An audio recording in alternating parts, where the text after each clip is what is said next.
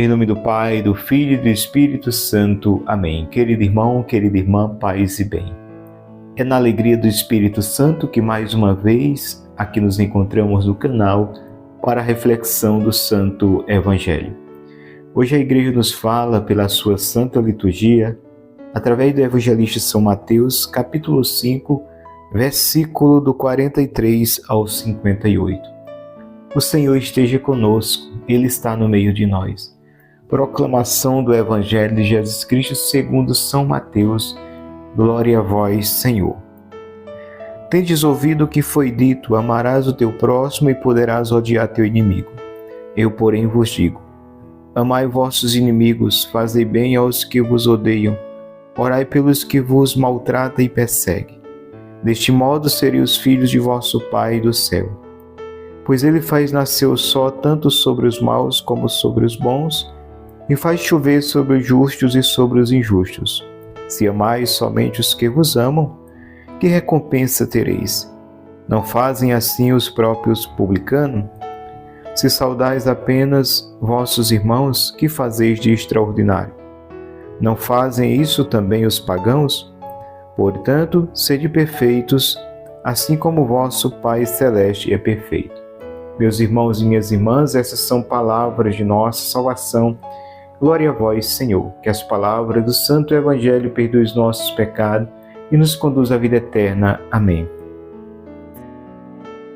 Querida Igreja de Cristo, povo amado de Deus, Jesus, Ele vem dizer na sua santa palavra no dia de hoje: tendes ouvido o que foi dito aos antigos: amarás teu próximo e poderás odiar teu inimigo.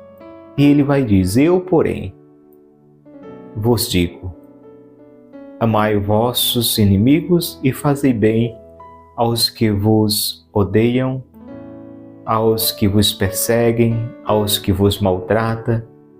É isso que o Senhor está dizendo. E o Senhor, Ele nos pede algo, assim viver, porque Ele mesmo é aquele que derrama a sua graça sobre nós para viver o que Ele nos pede. Jesus, como dizia ontem, Ele nos oferece armas superiores, armas poderosíssimas para vencer o mal. Não se combate o mal com o mal. Não se combate a escuridão com a escuridão, mas se acende uma luz e essa escuridão vai fugir espavorida. Queridos irmãos e irmãs, a oração tem grande poder. A oração tem um poder grandioso. Por isso Jesus nos oferece esta graça grande, que é a força da oração para vencermos o mal. Ouviste o que foi dito aos antigos: amarás teu próximo e assim podes odiar teu inimigo. E Jesus diz: eu, porém, vos digo: amai vossos inimigos, fazei bem aos que vos odeiam, orai pelos que vos maltratam e perseguem. Por que Jesus está nos mandando orar pelos que nos maltratam e perseguem?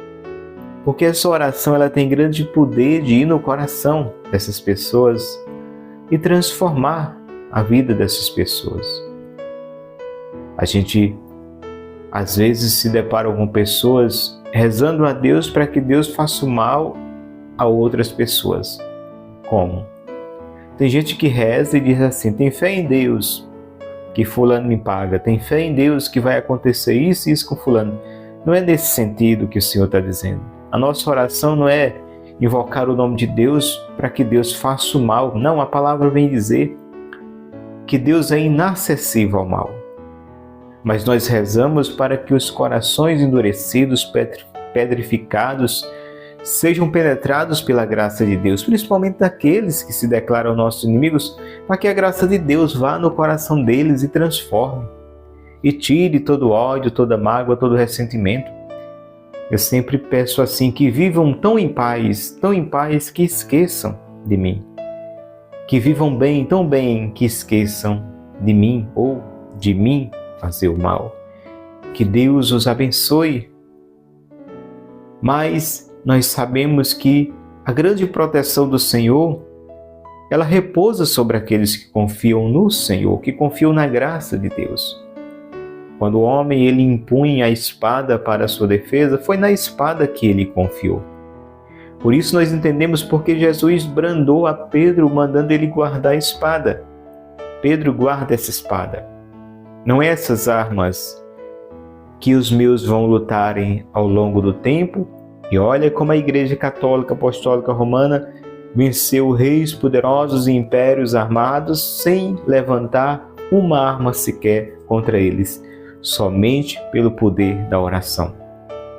Somente pela vida de homens e mulheres que eram fiéis a Cristo, que viviam uma vida intensa de oração, porque eu pergunto, qual o santo que foi santo que não viveu uma vida intensa de oração?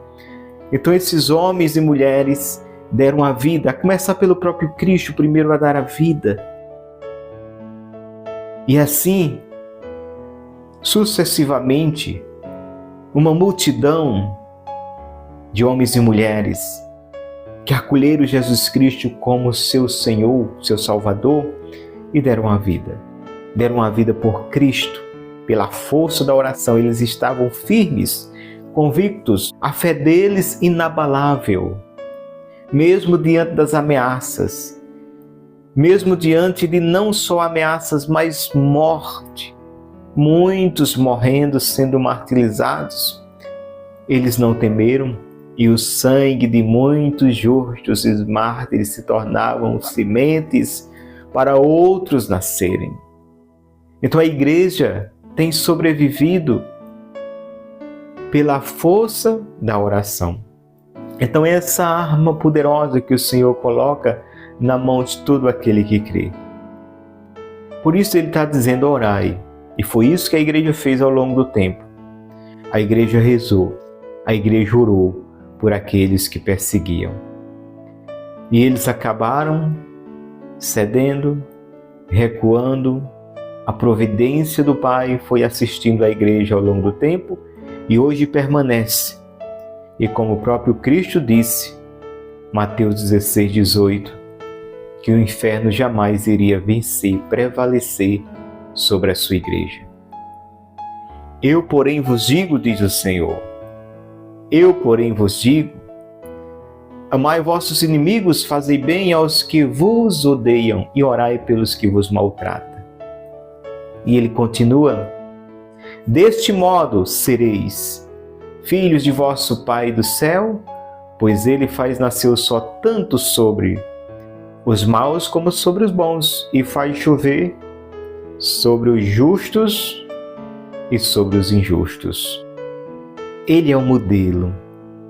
Jesus apresenta o Pai como modelo, que é bondoso para com o justo e o injusto, pois faz o sol nascer para ambos e faz a chuva vir para ambos, na roça do bom, na roça do mal, na roça do justo, na roça do injusto, a chuva que Deus manda cai.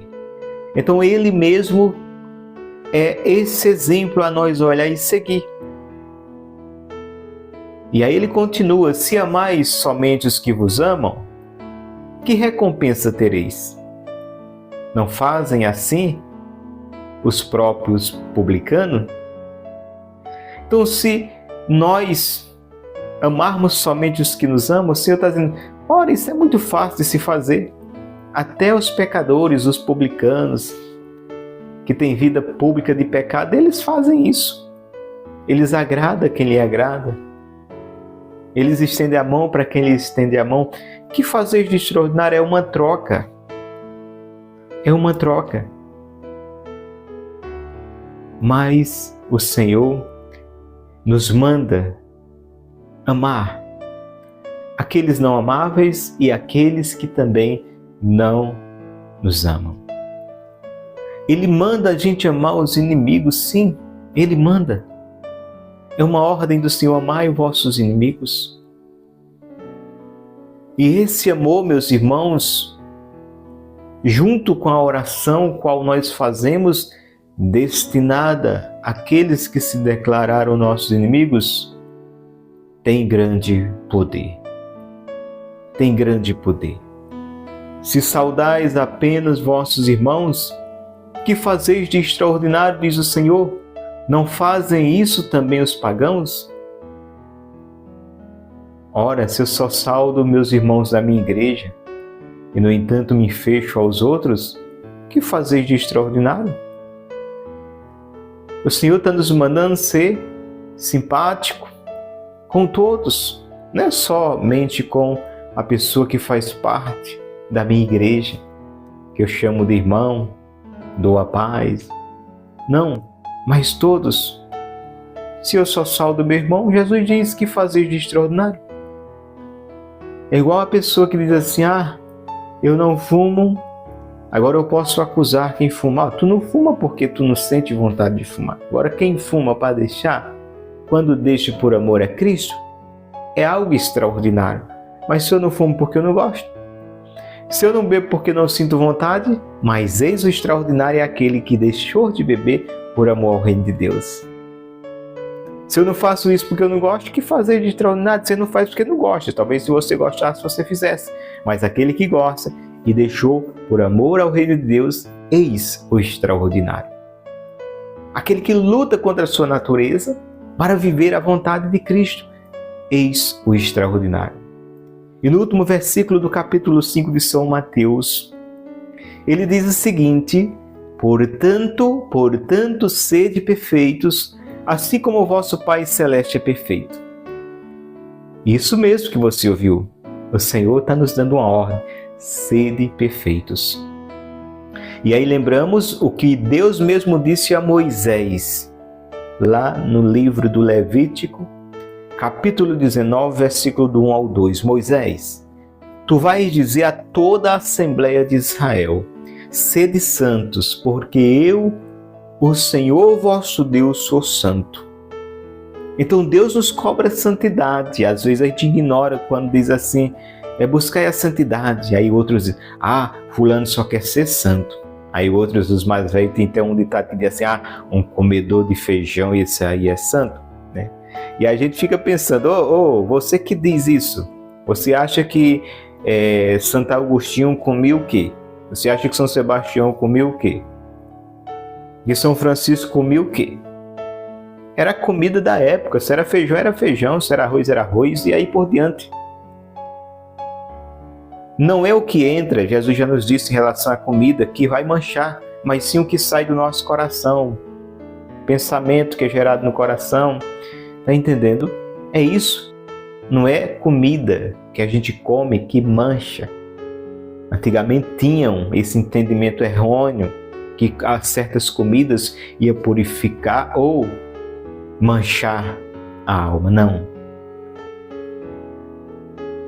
É os pensamentos no coração. É o que vem de dentro, não é o que entra.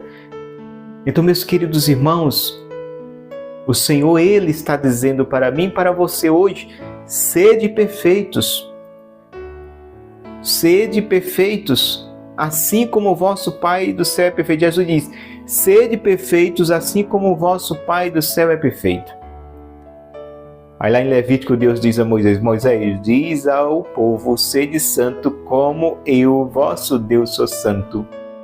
Então, nosso modelo é Cristo. E Cristo e o Pai é um. O Pai, o Espírito Santo, o Filho são um. Um Deus em três pessoas na Santíssima Trindade.